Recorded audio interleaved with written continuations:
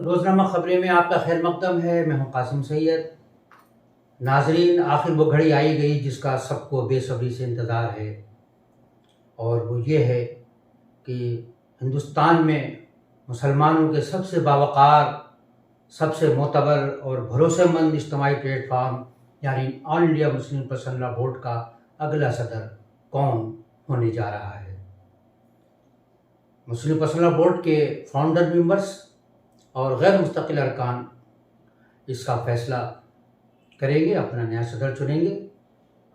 तो ये जानना बड़ा दिलचस्प होगा कि आखिर कुर्सी सदारत पर कौन मुतमक्किन होगा, किसके ऊपर एतमाद ज़ाहिर किया जाएगा, किस पर भरोसा किया जाएगा। बोर्ड के लिए काबिल इत्मीनान बात यह है कि उसके पास मोहतरम मुअज़्ज़ज़ शख्सियात की कमी नहीं है।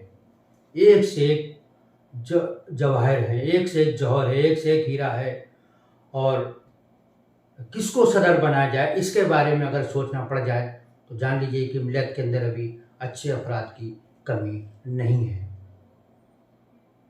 अगर देखा जाए तो मुस्लिम पर्सनल बोर्ड के सदर की कुर्सी पर कौन फाइज होगा, इसके बारे में मुख्तलिफ हलकों की तरफ से मुख्तलिफ नाम आ रहे हैं। या ये कहा जाए कि उन नामों को चलाया जा रहा है। अगर सहाफ़ती ज़ुबान में कहा जाए तो ये ज़्यादा बेहतर होगा। तो आइए जानने की कोशिश करते हैं। रोज़नामा ख़बरें ने अपने ज़राए से, मुस्लिम पर्सनल बोर्ड के बावसूख ज़राए से जो मालूमात हासिल की है, आइए उनको आपसे शेयर करते हैं।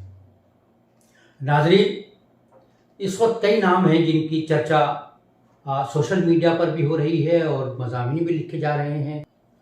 नाज़रीन, जिन लोगों का नाम आ रहा है उनमें सबसे अहम नाम है मौलाना सज्जाद नुमानी साहब का। मौलाना सज्जाद नुमानी मुहताज तारुफ नहीं है। मुल्क की एक बहुत ही मोहतरम और जानी मानी शख्सियत हैं, मारूफ आलिम दीन हैं, ख़तीब हैं, और अपनी बात को बेहतर अंदाज में रखने का हुनर जानते हैं। उनके बारे में सबसे अच्छी बात यह है कि वो बोल्ड हैं, वो जुर्रतमंद के साथ मसाइल पर गुफ्तगू करते हैं, नौजवानों को रहनुमाई देते हैं। यह अलग बात है कि उनके अंदाज़े बयां से किसी को इख्तलाफ हो, या वो जो कुछ भी कहते हैं उसमें वजह इख्तलाफ तलाश की जा सकती है। लेकिन मौलाना सज्जाद नुमानी साहब बहुत सरगर्म हैं, मिली उमूर में फ़ाल रहते हैं, और जो भी मसाइल सामने आते हैं उनके बारे में वो अपनी राय ज़रूर रखते हैं, और मुस्लिम पर्सनल बोर्ड में उनको एक कलीदी हैसियत हासिल है।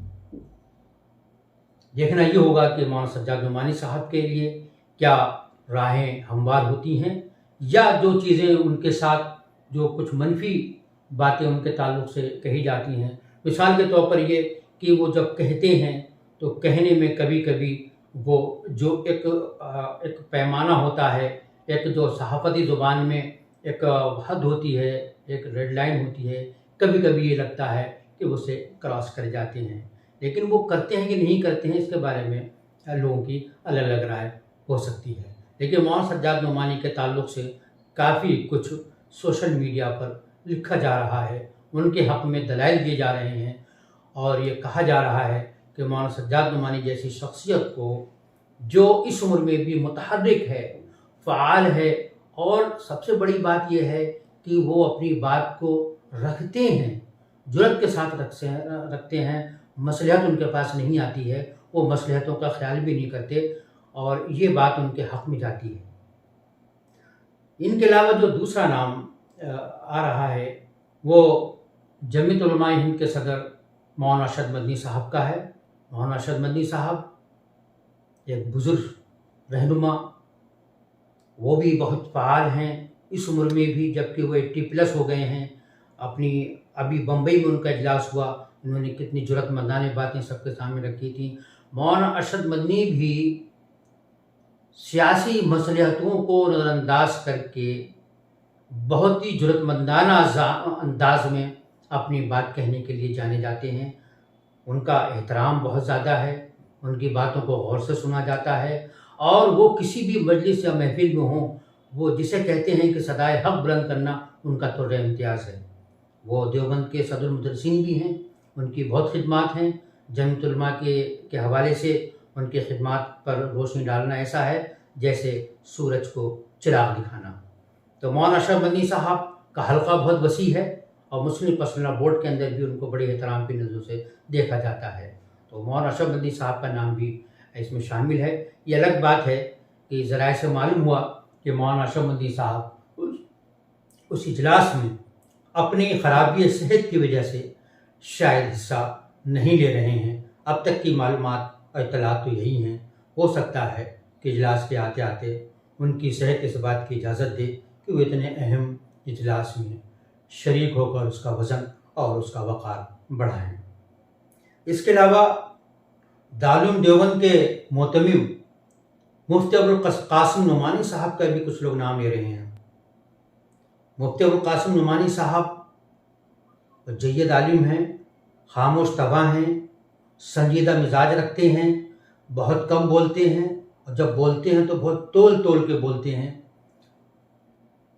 वो तमाम जो गुफ्तगू के जो आदाब होते हैं, जो सियासी मसलहतें होती हैं, उनका खूब ख्याल रखते हैं। उन्होंने कभी कोई मुतनाज़ा बयान नहीं दिया है, कभी ऐसा बयान उनकी तरफ से नहीं आया जिसके ऊपर मीडिया में हलचल हुई हो, उस पर शोर हंगामा हुआ हो और उस पर इतराज़ात किए गए हों। मौलाना मुफ्ती अबुल कासिम नुमानी साहब ख़ुद को बहुत लिए दिए रखने वाले आदमी हैं। वो बहुत ज़्यादा समाजी तौर पर घुलने मिलने के आदी नहीं मालूम होते। उनकी सरगर्मियाँ दारुल देवबंद तक ही महदूद रहती हैं और कभी कभी वो कोई प्रोग्राम होता है किसी मदरसे में या कोई जलसा होता है कोई दीनी या इस्लाही, उसमें उनकी मौजूदगी ज़रूर नज़र आती है।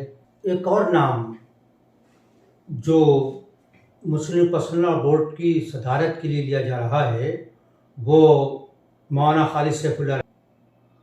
तो मौलाना खालिद सैफुल्लाह रहमानी साहब, जिनको उनके अक़ीदतमंद चाहने वाले फ़क़ीहुल असर के नाम से भी पुकारते हैं, उनको फ़क़ीहुल असर का खिताब उनको दे रखा है और उनका नाम भी चर्चा में है और कुछ ज़्यादा ही चर्चा में है। कहा तो ये जा रहा है कि इस दौर में, यानी मैं सहाफ़ती ज़ुबान में ये बात कह रहा हूँ, इसको किसी और मफ़हूम में न लिया जाए, इस दौर में मौलाना खालिद सैफुल्लाह रहमानी साहब सबसे आगे बज़ाहिर नज़र आ रहे हैं। उसकी दो वजूहात हैं। एक तो यह है कि मौलाना खालिद सैफुल्लाह रहमानी साहब भी बहुत लिए दिए रखने वाले आदमी हैं। वो भी बहुत ज़्यादा घुल मिल के नहीं रहते, बहुत कम बोलते हैं। ये बोर्ड के हवाले से उन्होंने बयानात दिए हैं। कभी कभी उनके बयानात मुतनाज़ा हुए हैं, उन्हें बयान वापस भी लेना पड़ा है, माजरत की है उसके लिए। लेकिन जहाँ तक बोर्ड के जनरल सेक्रेटरी की जिम्मेदारी का सवाल है, मौलाना राबी हसनी साहब की नज़र में वो अपना काम बखूबी अंजाम दे रहे थे। मौलाना खालिद सैफुल्लाह साहब का मामला ये है कि वो जितने भी मकातिब फ़िक्र हैं, यानी मुस्लिम पर्सनल बोर्ड वाहिद ऐसा इदारा है जिसमें हिंदुस्तान के तमाम फ़िक़ही मकातिब फ़िक्र की नुमाइंदगी है, उनकी मौजूदगी है। तो मौलाना खालिद सैफुल्लाह रहमानी साहब के बारे में ये कहा जाता है, ये हमारी राय नहीं है, ये कहा जाता है कि वो तमाम मकातिब फ़िक्र के लिए काबिल कबूल हैं और वो अपनी राय पर बहुत ज़्यादा ज़ोर नहीं देते हैं। वो इंसिस्ट नहीं करते कि जो उन्होंने कहा है या जो वो फैसला कर रहे हैं उसी को मानना चाहिए। वो सबके साथ मिलकर मशवरा करके ये बात करते हैं। दूसरी बात यह है कि चूँकि वो अरसे दराज से मुस्लिम पर्सनल बोर्ड के जनरल सेक्रेटरी हैं, तो उसके वो काम करने के तरीक़ों को और उसके अंदर होने वाली सरगर्मियों को और उसमें मौजूद लोगों से काम लेने का उनको एक तजुर्बा भी हो गया है कि मौलाना खालिद सैफुल्लाह रहमानी निस्बतन कम उम्र है और यह ख्याल ये पाया जा रहा है कि मुस्लिम पर्सनल बोर्ड का सदर फ़ाल होना चाहिए, बहुत ज़्यादा बुज़ुर्ग ना हो, वो चलता फिरता नज़र आए, वो दिखाई दे काम करता हुआ। हालांकि कहा ही जाता है कि मुस्लिम पर्सनल बोर्ड में असल हैसियत जनरल सेक्रेटरी की होती है, सदर की नहीं होती है। लेकिन फिर भी सदर की अपनी पोजीशन है, अपना मुकाम है, अपनी अज़मत है, उसका अपना मर्तबा है। और मुस्लिम पर्सनल लॉ बोर्ड जैसे इदारे का सदर तो वाकई किसी ऐसे शख्स को होना चाहिए जो सबके लिए काबिल कबूल हो। तो नाजरीन, ये वो बातें हैं जो इस वक्त सोशल मीडिया में चल रही हैं, आप मजलिसों में, महफिलों में और ड्राइंग रूम में जिनका तस्करा हो रहा है।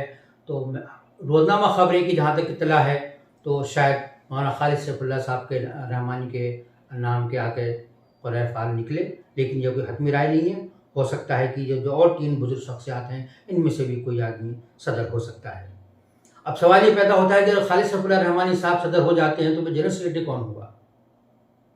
इस मामले में बोर्ड बहुत गरीब नज़र आता है। बोर्ड के पास जो बोर्ड के लोगों से जो गुफ्तगू हुई तो उनको लगता है कि वो इस बारे में किसी सही और पुख्ता नज़रिए तक नहीं पहुंच पा रहे हैं कि जनरल सेक्रेटरी किसको बनाया जाए।